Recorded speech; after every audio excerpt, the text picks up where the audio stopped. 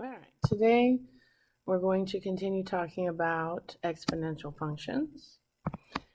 All right, so we're going to talk about applications involving exponential functions.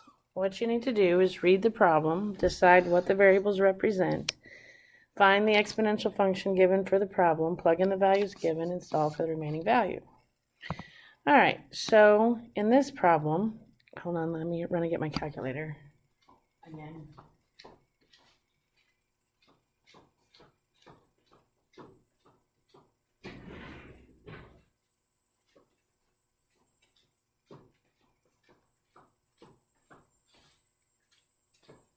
All right, sorry about that.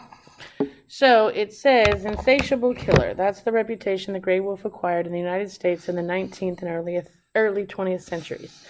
Although the label was undeserved, an estimated 2 million wolves were shot, trapped, or poisoned. By 1960, the population was reduced to 800 wolves. Figure 4.6 shows the rebounding population in 2 recovery areas after the gray wolf was declared an endangered species, then received federal protection. This exponential function here models the gray wolf population north of the northern Rocky Mountains, f of x. So f of x represents the population, and x represents the years after 1978. It says if the wolf is not removed from the endangered species list and trends shown in figure 4.6 continue, project its population in the recovery area in 2010.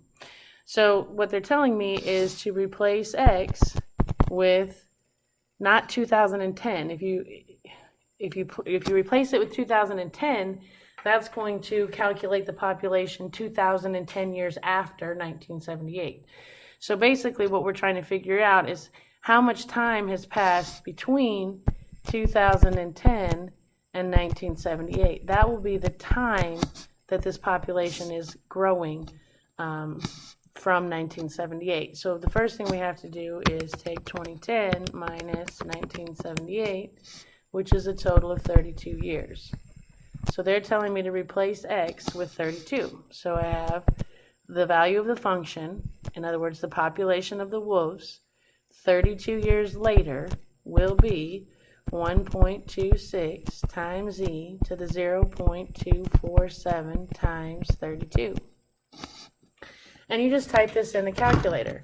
Now when you type it, you got to be careful. You're going to type 1.26 e, and then you're going to do the caret key, and then you have to put all of this in parentheses, or it will raise it just to the 0.247 and then multiply everything by 242. So you want to type parentheses 0.247 times 32, close your parentheses.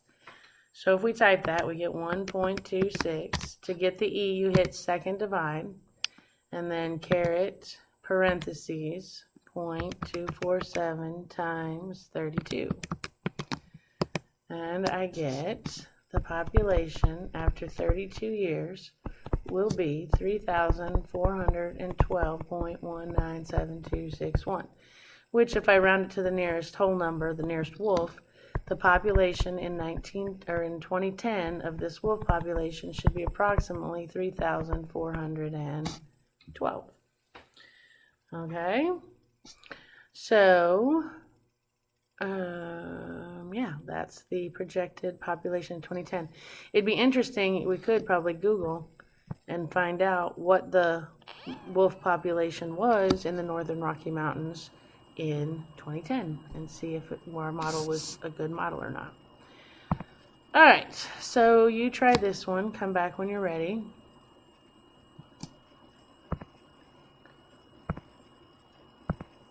And hope you got 229. It says the size of the raccoon population at a national park increases at the rate of 4.9% per year. If the size of the current population is 155, find how many raccoons there should be in 8 years. Use this function.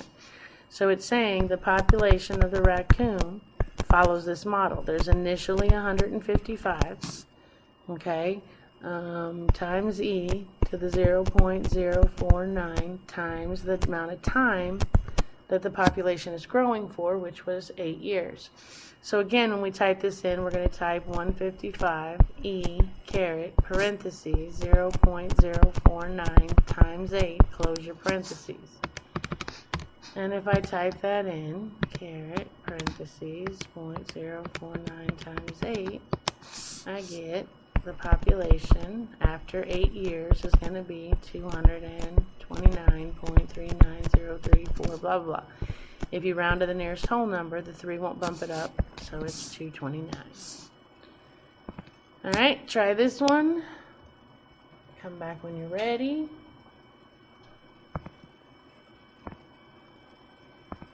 And hopefully you got 73 grams. Okay, it says a sample of 500 grams of lead-210 decays to polonium-210 according to the function given by the amount of, what are we talking about, lead? The amount of lead or whatever left after a certain amount of time is given by, there must be 500 grams there initially, e to the negative 0.032 times, they want to know what is the amount of sample after 60 years. This is obviously a decay function because the exponent is negative. Anyway, so when we type this in, again, you're going to type 500 e caret parentheses negative 0.032 times 60. So if I type that in, 500 e caret parentheses negative 0.032 times 60, and we get the amount after 60 years will be 73.30 blah blah blah blah blah, rounded to the nearest gram would be 73 grams. Alright, formulas for compound interest. This should interest you. You can calculate when you go to a bank, when you invest your money, put it in a savings account, a CD, whatever, and the bank pays you interest for basically using your money until you want it back. So it says after t years, so t is time, the balance, which is A, so that means that's how much you have after you've saved money, in account with principal P, that's the initial amount of money that you take to the bank, and the annual interest rate R, remember your R has to be in decimal form, so if they give you a 2% interest rate, that's going to be 0.02. Remember your R has to be in decimal form. And it's given by the following formulas. Different banks do different things. Sometimes you can compound your interest so many times per year, and that would be your N. And you use this formula. I call it A per naught. I don't know, really doesn't follow, but A, P, R, naught. A per naught. Okay, and if it's compounded continuously, then we use A pert. Okay, so those are the two formulas that, yes, you're going to have to memorize. Alright, so it says you decide to invest $8,000 for 6 years and you have a choice between two accounts. The first pays 7% per year, compounded monthly. The second pays 6.85% per year and it's compounded continuously. Which is the better investment? Well, we're going to have to figure out both. Compounded monthly means where you have to use equation 1, A per naught. So I would have the amount after 6 years is going to be the principal amount, which is 8,000, times 1 plus my rate for the compounded monthly is 7%, so that's 0.07, divided by N. N is the number of times that you compound it per year. Since they're compounding monthly, that's going to be 12 times per year. And that's all to the N, which is my 12, times my time, which was 6 years. Okay, so now when you type this mess in, all right, here's what I do. Because I don't trust the calculator. I mean, some of you might type this all in left to right and get the right answers. I just don't ever really trust it. So what I do is I type what's inside the parentheses first. And I do this. Okay, so for inside, I'm going to type 1 plus 0.07 divided by 12. And I'm going to hit enter. And that's going to give me 1.00583 repeating. Don't round. You can round when you write it, but on your calculator, leave it alone. 12 times 6 is 72. Now I type all this in from left to right. So when I type it, I'm going to type 8,000, parentheses, 1.00583 8, repeating 3's, close my parentheses, caret 72, and hit enter, and I get 12160.84403. So for my first account, okay, the compounded monthly,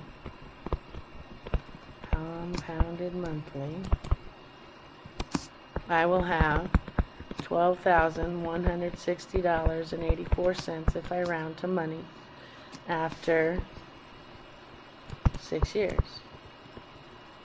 Now we have to do, what if I did the second plan?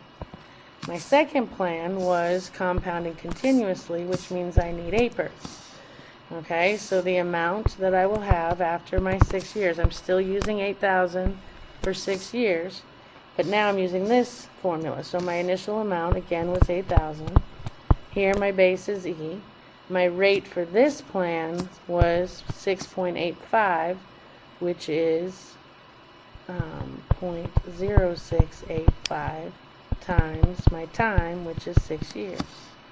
So again, if we type this in carefully, you're going to type 8,000 E caret parentheses 0.0685 times 6, close my parentheses, and I get the amount is $12,066.60. So if I compound continuously,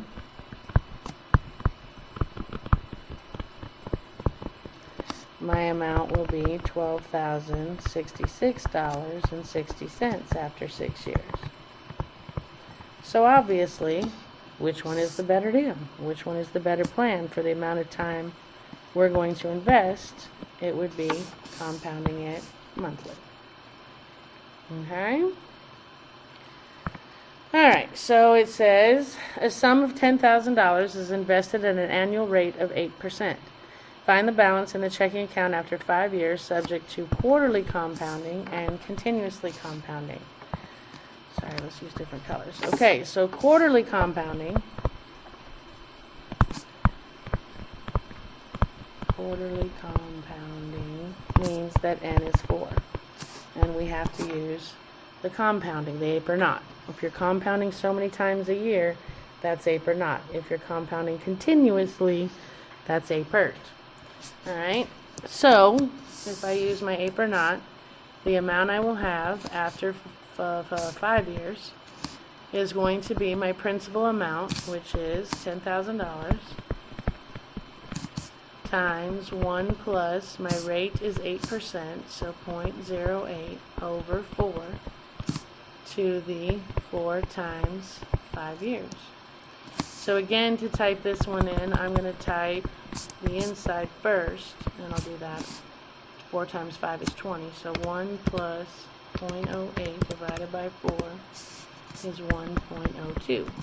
So now when I type that in, 1,000 parentheses 1.02 parentheses caret 20, I get the amount will be 1485.947396.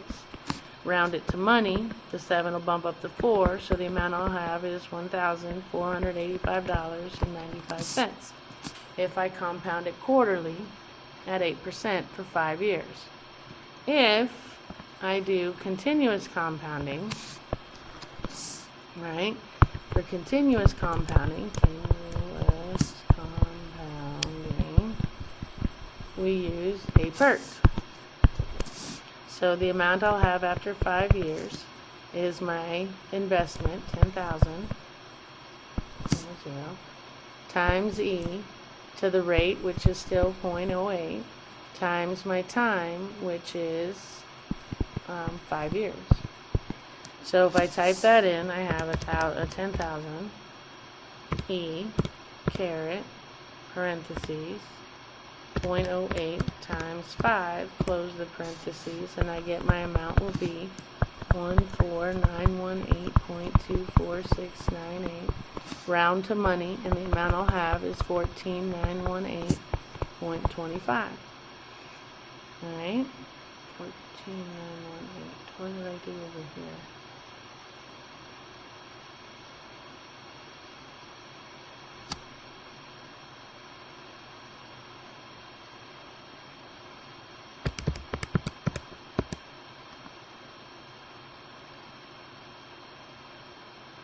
Oh, sorry, up here. Guys, I'm sorry, right here. I didn't put enough zeros on. I was like, this shouldn't be that much of a difference. Sorry, watch when you add all those zeros. Let me refigure this. It's going to be off by a decimal point. So sorry, guys. Back up. 10,000, 1, 2, 3, times 1.02, parentheses, carry 20. There we go. So the amount over here would be 14,859.47. Alright, so this one is obviously going to give us more money. Not much, but some.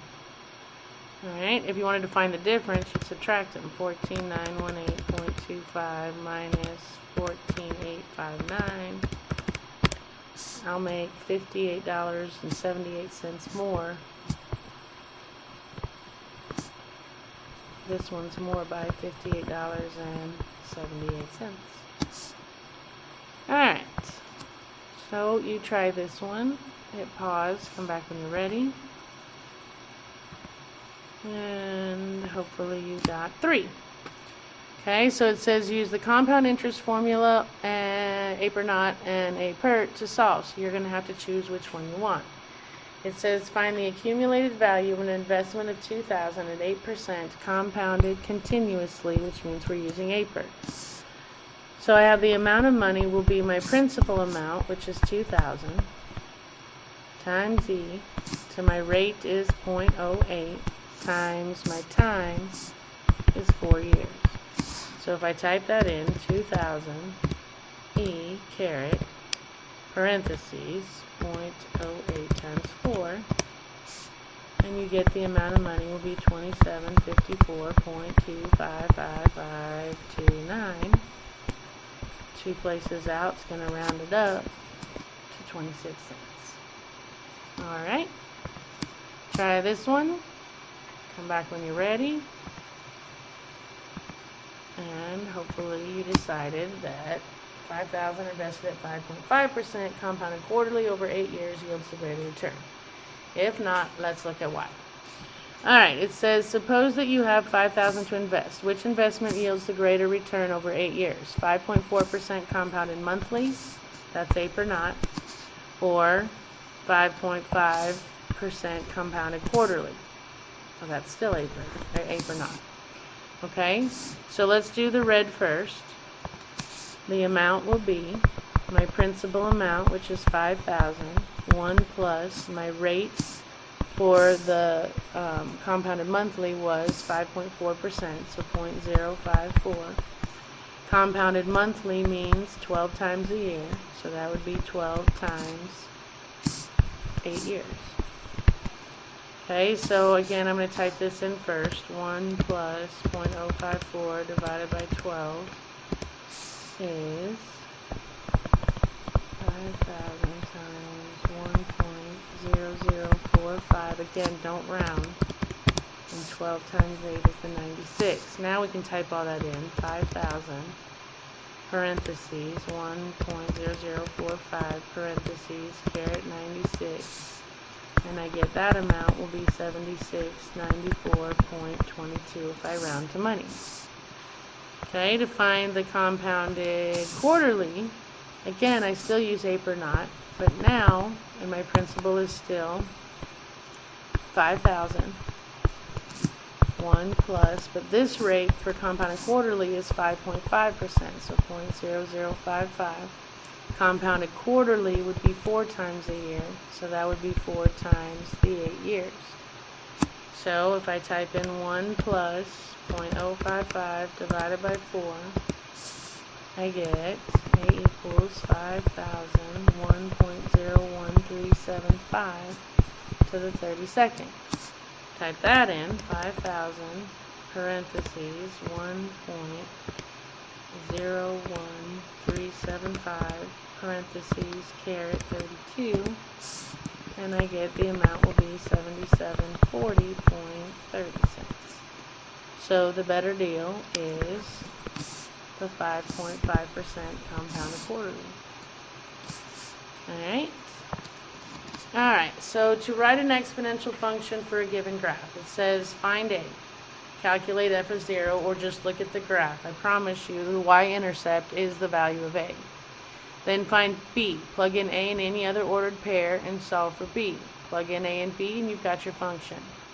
If you're trying to match graphs to the exponential function, look at the multiple choice answers and find what your mother will be. Write her two ordered pairs, 0a and 1b, and decide how those pairs were moved.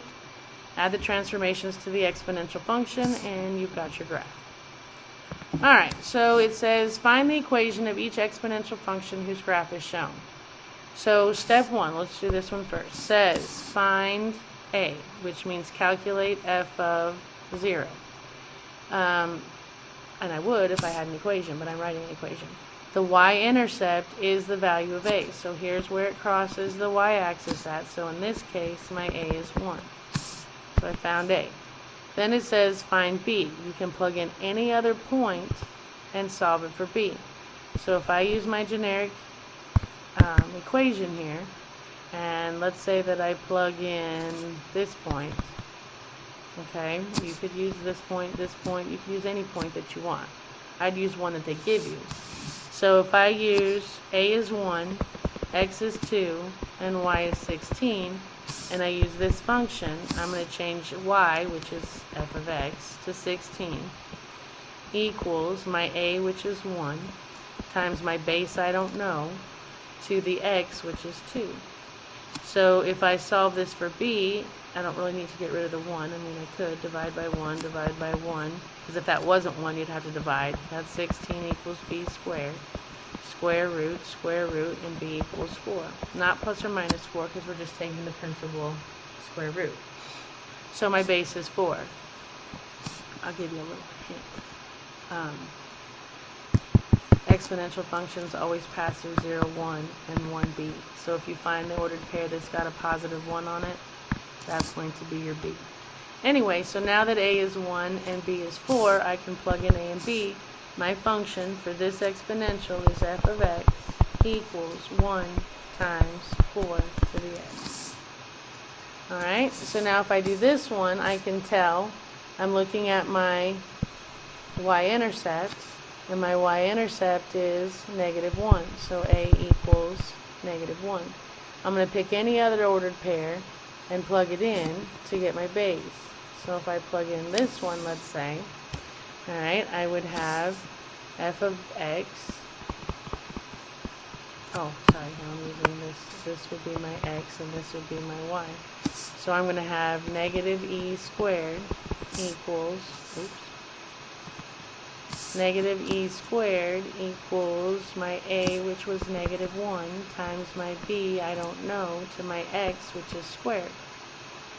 So now if I divide by negative 1, I get e squared has to equal b squared. Well, guys, there's only, what's funny is, I mean, I can square root and square root, which tells me that my base is e. So my base is e, my a is negative 1, so if I write my function, I have f of x equals negative 1 times e to the x. Alright? Okay. So this one says, the graph of an exponential function is given. Select the function for the graph form the function from the functions listed. So you can see from the functions listed that mother would be y equals 4 to the x, which will pass through 0, 1, and 1, 4. So mother would be 0, 1, 1, 4. This would be mother. So if you can tell, look at what they did. They just turned it upside down. And when you reflect over x, you've got to make the base negative. Okay, which would make it a. If it reflected over y, then you would have the negative up top. If it reflected both, you'd have them both. Alrighty, let's look at this one. I can tell, again, from the multiple choice answers that mother must be 4 to the x, which passes through 0, 1, and 1 base, which in this case is 4. So again, 0, 1, 1, 4 would look like this. And it looks like to me every point just moved left 1. If I want to move left 1, then up in the air, I need to add 1. I know it doesn't look like that's in the air, but it's in the air. So my answer has to be B, because I moved left 1. Okay, so if I look at this one, obviously from the multiple choice answers, mother would be y equals 3 to the x, which passes through 0, 1, and 1, 3. 0, 1, 1, 1, 2, 3. So it looks like to me they just reflected over y. To reflect over y, you got to make your x negative, which means my function will be 3 to the negative x. Okay? Alright, let's look at this one. Again, obviously, mother is y equals 3 to the x, which passes through 0, 1, and 1, 3. And it looks like to me they moved up 2. So to move up 2, you'd need to add 2 on the graph. This would move left 2. This would move down 2. This wouldn't move at all. And this would move up 2. Alright. You try this one. Come back when you're ready.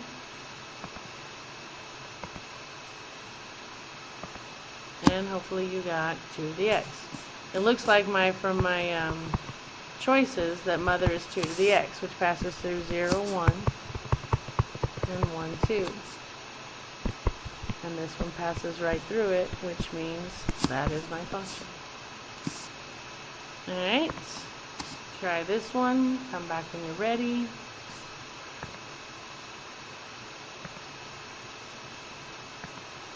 Hopefully you got 4. Alright, looks like from my answer choices that my mother function is y equals 3 to the x, which passes through 0, 1, and 1, 3. So it looks like to me they went down 2. Yep, down 2. Alright, try this one. Come back when you're ready.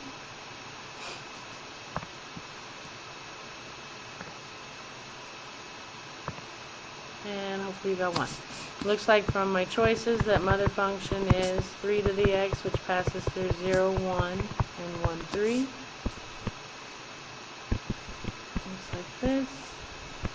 And it looks to me like they reflected it over x, which means there's a negative on the graph. Alrighty.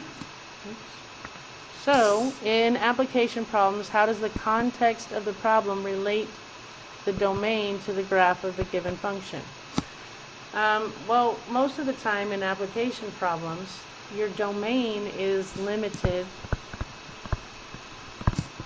in the context of an application problem. The domain is usually limited to the first quadrant because can't have negatives. I mean, you can, but not in the context of most word problems. In the context of most word problems, you're solving for, I don't know, populations and things like that, which negative answers don't make much sense for, so we don't consider them. Excuse me. Alright, so we're at homework, which means we are done. So happy homeworking, and I will see you next time.